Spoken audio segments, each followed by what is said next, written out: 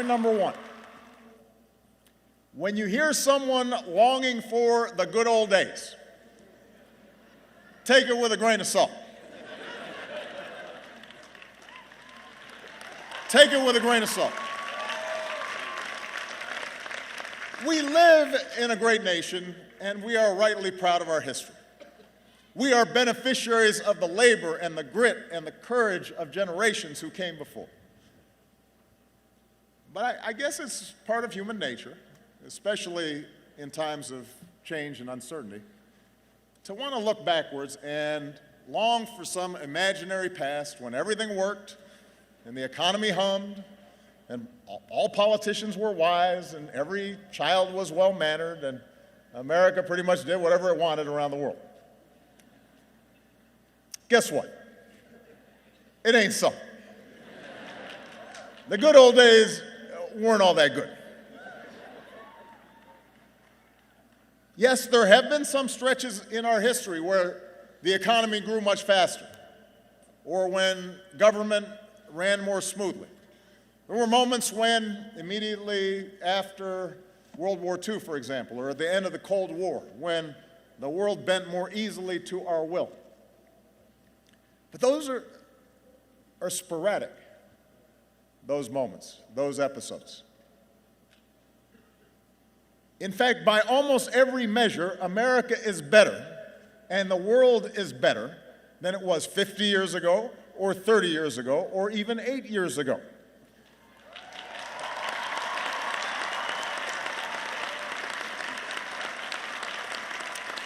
And by the way, I'm not set aside 150 years ago, pre-Civil War. There's a whole bunch of stuff there we could talk about. Set aside life in the 50s, when women and people of color were systematically excluded from big chunks of American life. Since I graduated in 1983, which isn't that long ago, I'm just saying. Since I graduated, crime rates, teenage pregnancy, the share of Americans living in poverty, they're all down. The share of Americans with college educations have gone way up. Our life expectancy has as well. Blacks and Latinos have risen up the ranks in business and politics. More women are in the workforce. They're earning more money.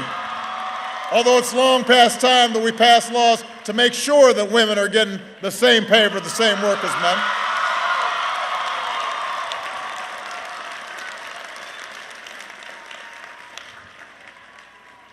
Meanwhile, in the 8 years since most of you started high school, we're also better off.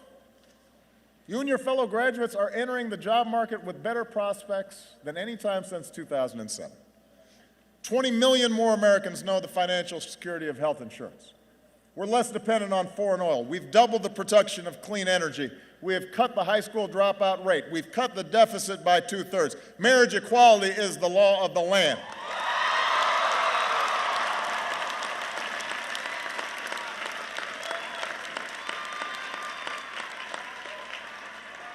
And just as America's better, the world is better than when I graduated. Since I graduated, an iron curtain fell. Apartheid ended. There's more democracy. We virtually eliminated certain diseases like polio. We've cut extreme poverty drastically. We've cut infant mortality by an enormous amount. Now, I say all these things not to make you complacent. We got a bunch of big problems to solve. But I say it to point out that change has been a constant in our history, and the reason America's better is because we didn't look backwards. We didn't fear the future. We seized the future and made it our own. And that's exactly why it's always been young people like you that have brought about big change. Because you don't fear the future. And that leads me to my second point. The world is more interconnected than ever before, and it's becoming more connected every day. Building walls won't change that.